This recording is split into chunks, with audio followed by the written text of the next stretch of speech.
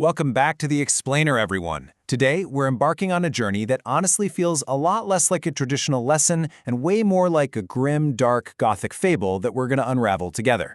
We are diving deep into the Mercurial Revelations, 4 parables of the sovereign will. And as we peel back the layers of this really dark, atmospheric graphic novel, it actually reveals this twisting, completely unexpected path to professional self-mastery.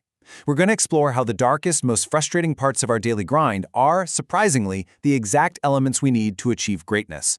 Together, we'll follow the narrative of the wanderer's initiation guided by a spirit that, as the ancient texts say, eternally wills evil yet eternally works good. It's a truly fascinating look at the hidden truths buried right beneath the surface of our everyday existence. So let's jump straight into our first revelation. Just picture the wanderer, sitting all alone in the high-contrast shadows of a modern office late at night. Just the cold glow of a monitor, illuminating a very tired face. Listen to his brooding internal monologue here. I thought the end would be loud. I thought failure would be a catastrophe. But it's not. The abyss does not announce itself with a thunderclap, but with a low, rhythmic scratching at the door of the familiar. Man, that perfectly captures the domesticity of the abyss, doesn't it? We always expect our professional downfall to be explosive and super obvious. But instead, the most profound existential decay actually begins in the warm, lazy certitudes of the herd. It creeps in exactly when we get just a little too comfortable. If we map this first revelation onto a routine we all know way too well, the descent is surprisingly mundane. Think about it. At 9 a.m., there's the warm certitude of the inbox. You feel productive, you feel safe, just clearing away tasks. But by 2 p.m., right when that soul-crushing post-lunch slump hits, and you're just staring blankly at a blinking cursor, there it is, the low, rhythmic scratching. In our parable, this is the black poodle. Now, it enters not as some terrifying monster, but as a wet, small, pathetic stray. It's the honest witness to the soul's absolutely most dangerous moment, which is complacency. The wanderer thinks, I'll just handle these routine tasks. I'll just blend in. And by 5 p.m., boom, you've entered the herd's slumber. This domestic beast, this pathetic little poodle of daily routine, is literally the abyss quietly making itself at home in your career. And here is exactly why that complacency is so incredibly dangerous. This domestic beast unmasks our empirical rationalism, our modern obsession with measuring, categorizing, and controlling every little thing. In our offices today, we try to capture the chaotic, wild energy of reality, that volatile metaphysical current, and we try to shove it into what the text calls the dead syntax of scholars. I'm talking about our spreadsheets, our weekly status reports, our endless mind-numbing corporate emails. The wanderer looks at his glowing screen and realizes a hard truth. Reality absolutely cannot be caged by this dead syntax. When we admit that little stray poodle of complacency into our workspace, we are falsely convincing ourselves that our neatly formatted documents actually control the wild, volatile truth of our existence. Okay, but here's where things get really interesting.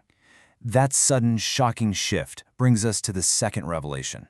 Because that pathetic little stray poodle, it doesn't stay small. It swells into the architect of negation. Notice the stark contrast we're dealing with here. On one side, we have the sterile academic, the comfortable, complacent worker just buried under the corpses of ancient words and past successes. But on the other side, the architect of negation emerges. This represents the necessary, mocking friction of professional life, the projects that suddenly, inexplicably fail, the brutal market shifts, the harsh, unrelenting feedback. The poodle transforms into the very friction we thought we were so cleverly avoiding by hiding in our dead syntax. And that leads us right into the functional necessity of evil. This architect of negation, bearing the cold razor smile of a Mephistopheles, a classic spirit of contradiction, is, quote, an irreplaceable functional gear within the grand mechanism of becoming. Think about that incredibly difficult boss you've had, or that systemic friction in your company that absolutely drives you up the wall. We usually see them as a sovereign enemy that we need to defeat, but this parable reveals they're actually an unintended catalyst. That cold razor smile is exactly the essential friction that prevents the sovereign will from falling into a lazy, comfortable slumber. Honestly, without his mocking disruption, the wanderer would just remain a sterile academic forever, never forced to actually grow. Now, shifting into the third revelation, the mercurial spirit changes forms once again, this time acting as the tragic philologist. This is a challenger demanding we reinterpret the very text of our lives. So we engage in this really intense Socratic dialogue. Imagine the sharp, probing voice asking the wanderer, How do we bear the crushing weight of reality and past errors? And the Wanderer's internal monologue is just heavy, so burdened. Every mistake I've made in my career feels like a literal stone tied around my neck. The weight is agonizing. But then the philologist probes further and asks, but is it a stone, Wanderer? Or are you simply misreading the text of your own life? We are forced to step back and question the agonizing, literal weight of our professional guilt and the crushing nature of our daily reality. Well, the answer to that heavy question is found right here. All that is transitory is only a symbol. The tragic philologist teaches the Wanderer how to transmute that crushing reality into a living, shifting text. You literally have to strip the material world of its literal, agonizing weight.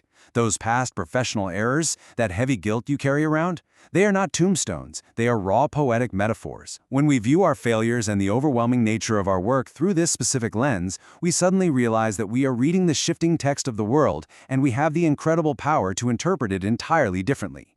Let's continue that Socratic method for a second to critique this very concept. The philologist asks, is the insufficient nature of our mortal frame merely an aesthetic necessity? Like, think about that. Is the fact that we are flawed, that we get exhausted, that our work is full of agonizing friction, is that just some dark Gothic window dressing to make our lives look more dramatic?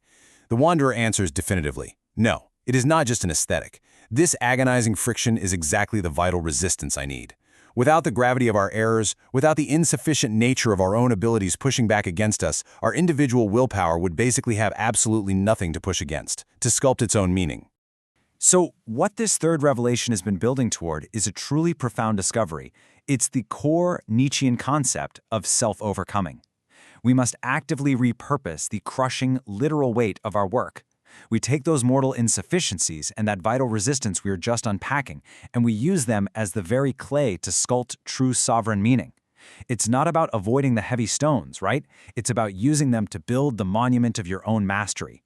This is the ultimate turning point, where the Wanderer truly begins to take control of the narrative, using the resistance rather than fleeing from it in terror. And this brings us to the fourth revelation, which is just an incredible climax. The Mercurial spirit now leads the Wanderer to the ultimate initiation, escaping the hermitage. He is finally abandoning the passive word, those safe spreadsheets and lazy certitudes, for the volatile deed. He steps out of the safe, static hermitage, plunging headfirst into this chaotic, ink-washed mist of the unknown. It's swirling violently around him. This is the pure, unadulterated moment of taking action, embracing the absolute chaos, and asserting the sovereign will in the real, unpredictable world. But what actually happens out there in the mist? Well, we uncover the resolution of striving, and it is a very delicate balance. On one hand, we have the Wanderer's restless, masculine energy, the drive to push, to conquer, to enact deeds. But it is not halted by simply finding a static, comfortable home. Actually, scratch that, it's perfected through the creative gravity of the eternal feminine. The resolution of our professional striving isn't a static destination where we finally just sit down, wipe our hands, and say, okay, I'm done. It is a triumphant, fluid dance. It's balancing our restless, driving energy with the deep creative gravity that anchors us to the universe. By embracing the encounter with negation, that cold, razor smile, that agonizing friction we talked about, as a necessary initiation, the Wanderer transforms. He ceases to be a homeless phantom, just wandering aimlessly through the modern office, and he becomes a self-contained work of art. This entire Gothic journey truly acts as an initiation into professional self-mastery. It affirms life through the very friction the Mercurial spirit provided. So, I have a provocative thought to leave you with today. What is the necessary, agonizing friction in your own career right now, and how are you going to embrace it to sculpt your own sovereign will? It's been absolutely fascinating exploring these revelations with you. Keep pushing against that resistance, and I'll catch you in the next explainer.